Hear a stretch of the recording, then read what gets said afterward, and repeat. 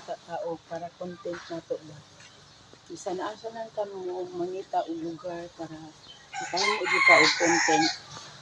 So karon na ako diri ron sa gawas o diri lang ko naghimo og content bitaw kay maayong diri bitaw ta mangita og content kay walay makakita. Kay Jesus, kabarog niya ka sa mga marites, daghang kaimingan ba? Unsa man na siya, istorya man na sa usara, mura naman siguro na sa nabuang, o muna ilang nga sulti.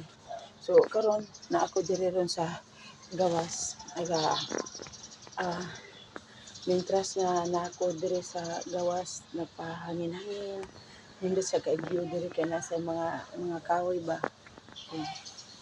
Mo na mga migaw, mga idol. Sayang ra kay pagpangita og content naman gid mahutdan ta og pang content. Kaya maglakaw-lakaw ra ta oy, makakita ra tag content.